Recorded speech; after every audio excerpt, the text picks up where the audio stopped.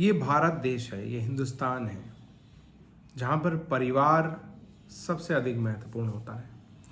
अगर देखा जाए तो एक महत्वपूर्ण इकाई, हर चीज़ को मापने के लिए हम किसी यूनिट या इकाई का प्रयोग करते हैं। तो अगर समाज को आंकना हो, किसी चीज़ को समझना हो, तरक्की कितनी हो रही है, कैसे हो रही है या किस स्तर तक पहुंच रही है, तो इसमें विशेष योगदान होता है परिवार का, फैमिली की ग्रोथ। क्योंकि इंडिविजुअलिस्टिक सोसाइटी हमारी नहीं है, व्यक्तिगत आधारित उतना ज़्यादा हम नहीं वैल्यू देते जितना पारिवारिक, इसलिए यहाँ पे परिवारों की चर्चा ज़्यादा होती है। तो आज का टॉपिक इसी से रिलेवेंस है, लेकिन मैं थोड़ा अलग एंगल से बनाना चाहता हूँ। और एक काफ़ी दिनों से विचार था इस पर बनाया जाए, लेकिन मैं झिझक रहा था कि इस पर बनाए ना बनाए, पब्लिक ट्रोल करेगी या क्या करेगी। फिर आया कि यार आपके मन में जो आए, अगर उससे किसी का अहित नहीं हो रहा हो और आपके मन की बात हो, वो तो शेयर कर देनी चाहिए। वैसे भी हमारे यहाँ आजकल मन की बात शेयर करने का प्रचलन है ही। तो नमस्कार मित्रों, मेरा नाम है नितिन और आप मुझे सुन रहे हैं इस यूट्यूब पर। और टॉपिक है, कोई राहुल गांधी जी की शादी करवाओ। राहुल गांधी जी शादीशुदा हो जाइए। भारत में, हिंदुस्तान में उस व्यक्ति की बहुत एक्सेप्टेंस बढ़ जाती है जो व्यक्ति शादी कर लेता है। आपने वैसे भी गांव में, मोहल्ले में ये सब चीज़ देखा होगा, ये प्रचलन में आपने कुछ खास पैटर्न देखा होगा कि अगर कोई बैचलर हो, अकेला हो, तो उसे नॉर्मली किराए की जगह भी आसानी से नहीं मिलती।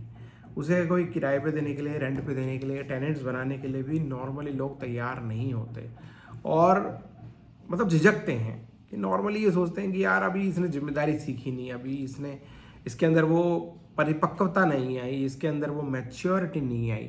और आप पूरे देश का बागडोर संभालना चाहते हैं, आप देश की कमान संभालना चाहते हैं।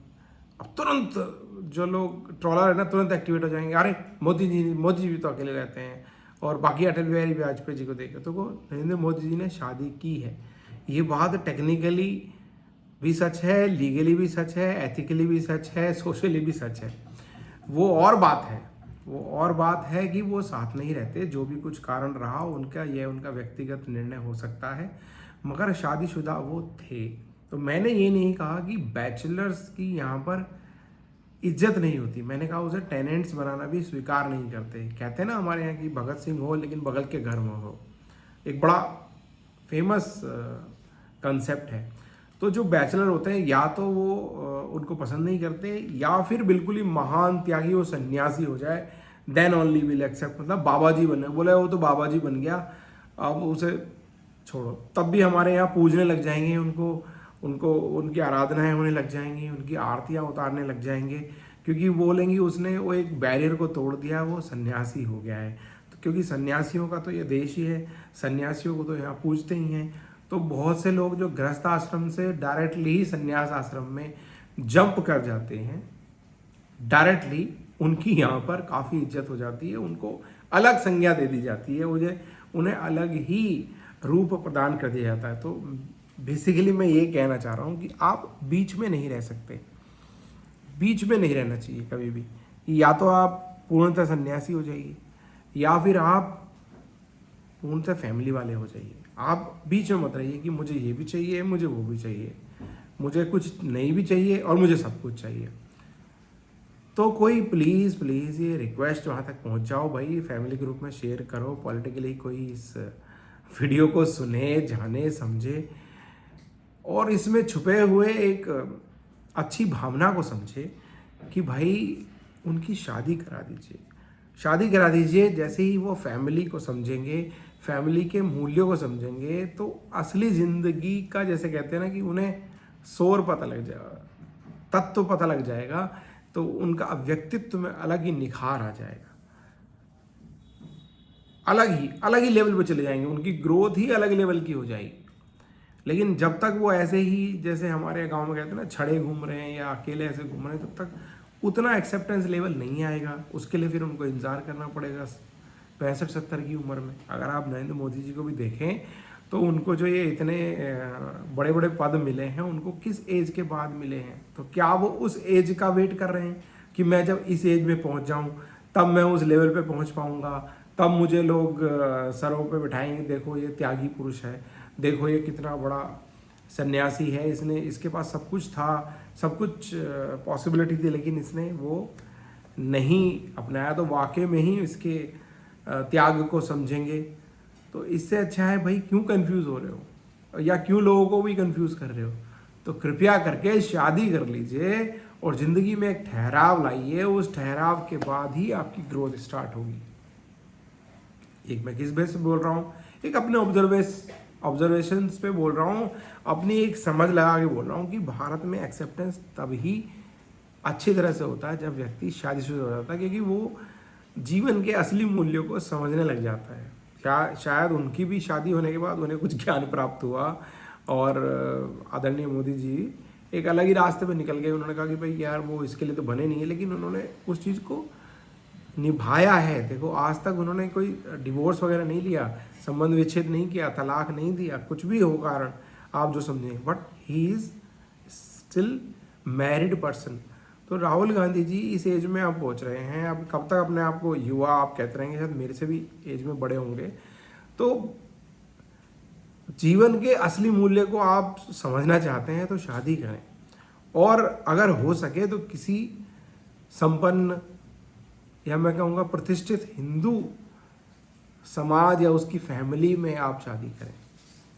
अब फिर से कंट्रोवर्शियल आप स्टेटमेंट दे रहे हो, हिंदू फैमिली से वो करेंगे ही नहीं करेंगे। अरे भाई वो चाहे जो भी कुछ हो, समृद्ध तो वो हैं ही।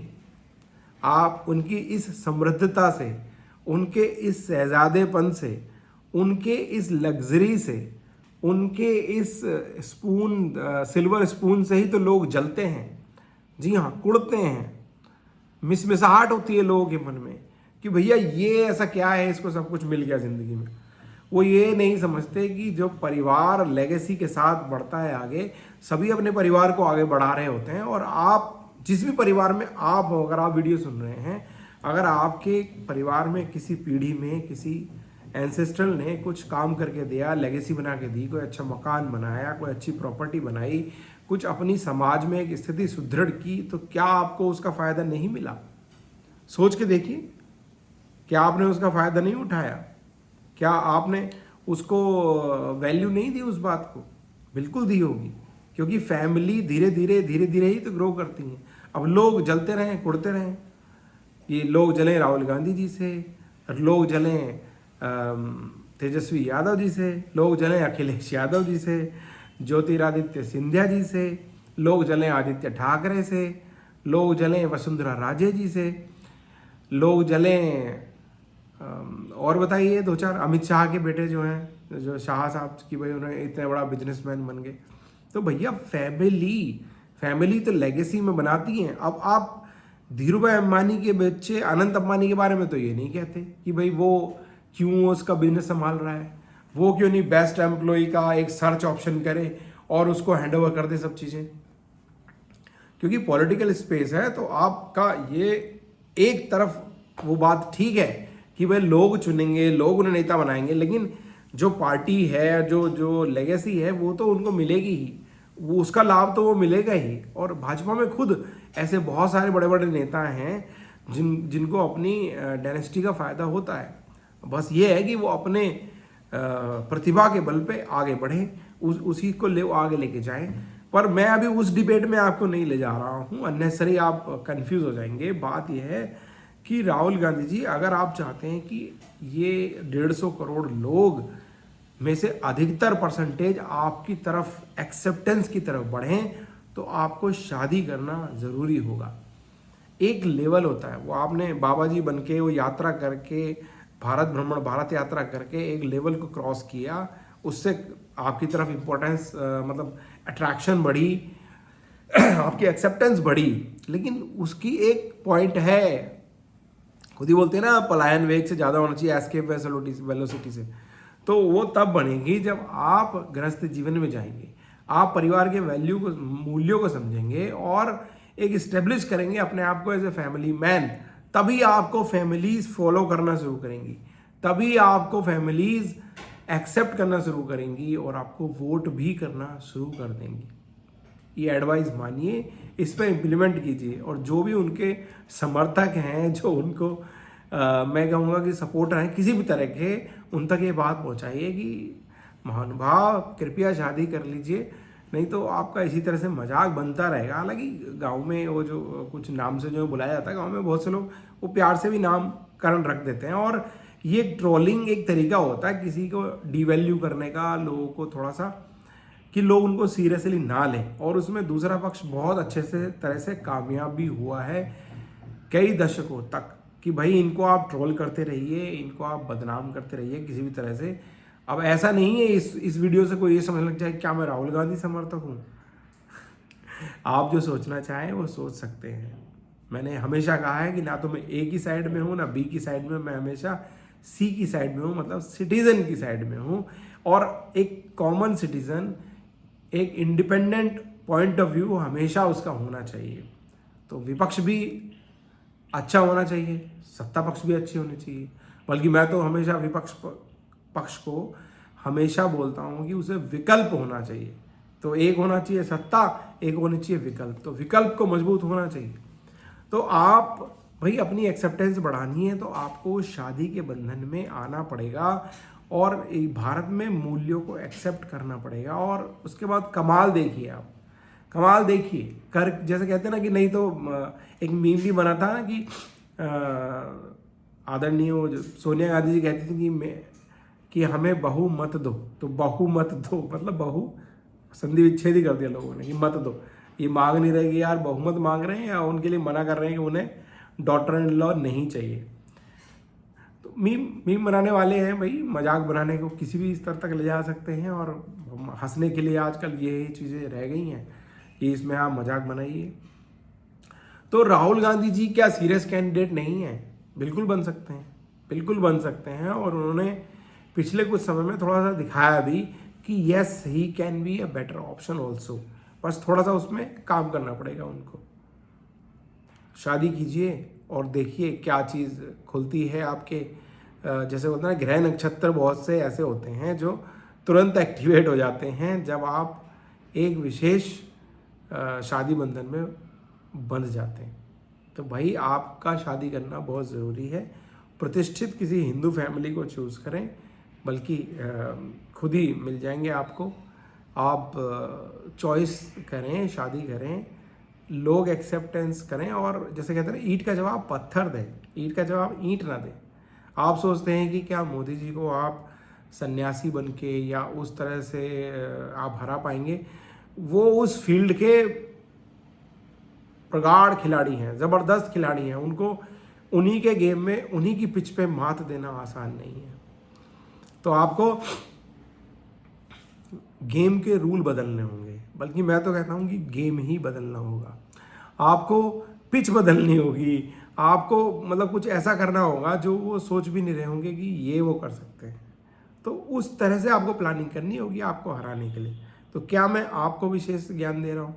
मैं सिटीजन के थ्रू बात कर रहा हूँ कि भाई मजबूत विकल्प अगर आए, मजबूत विपक्ष आए तो किस तरह से आ सकता है।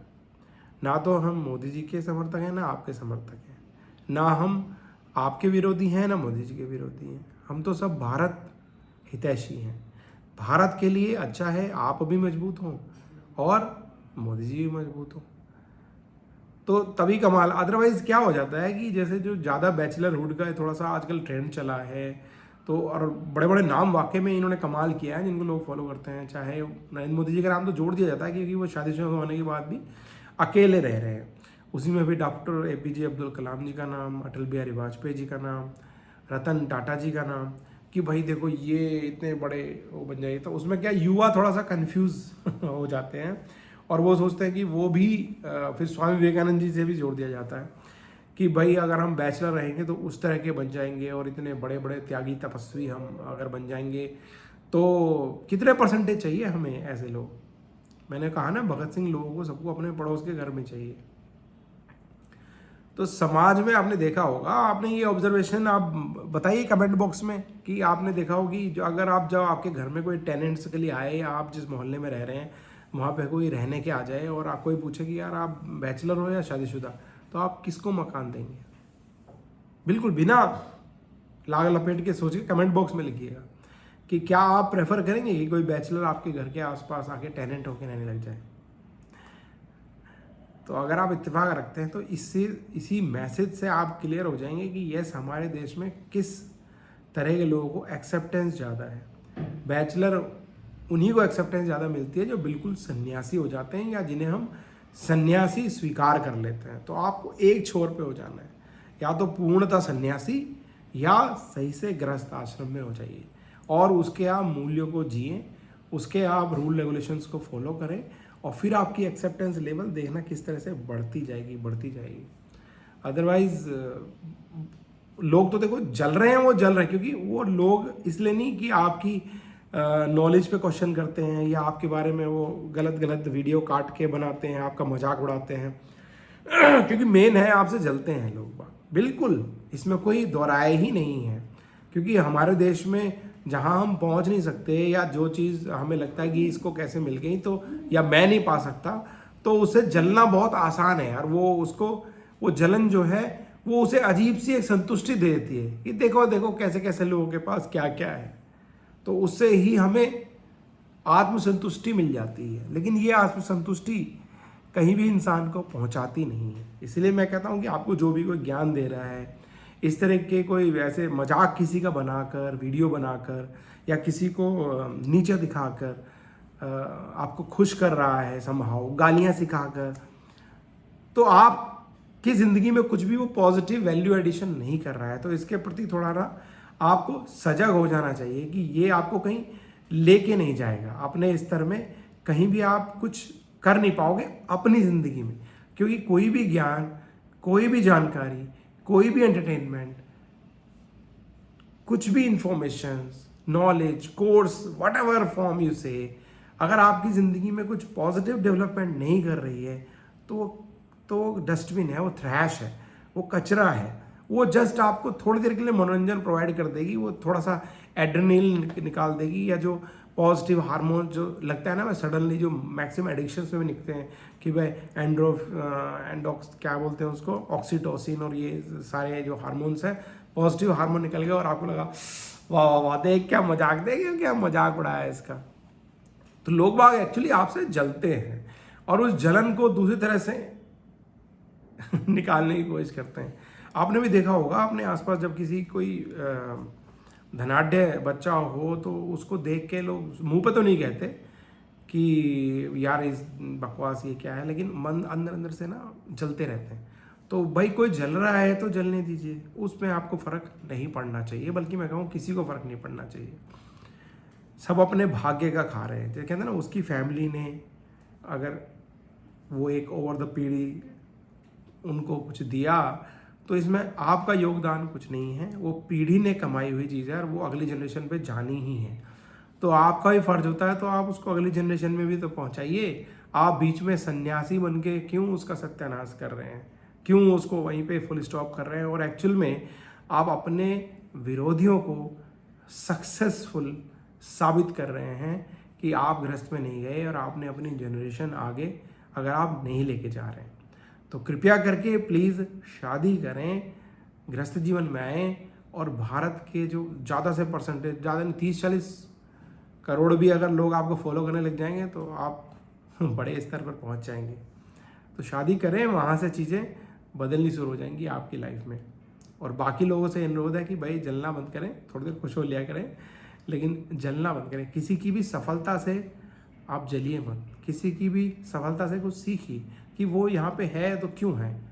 अगर उसका योगदान नहीं है तो उसके परिवार का योगदान होगा, तो उसके परिवार का योगदान है तो भाई कैसे है वो, कैसे वहाँ तक पहुँचा। तो आप अपने परिवार को आगे बढ़ाने के लिए या अपनी जनरेशन के लिए क्या कर रहे हैं लीगली, नैतिक रूप से सही मूल्यों का आधार बना के। तो आशा करता हूँ ये वीडियो कुछ आपके बिलीफ सिस्टम को हिलाएगा। कुछ बातें बुरी भी लगेंगी, बुरी लगें तो भी लिखिए, अच्छी लगें तो भी कमेंट बॉक्स में लिखिए। बहुत बहुत धन्यवाद।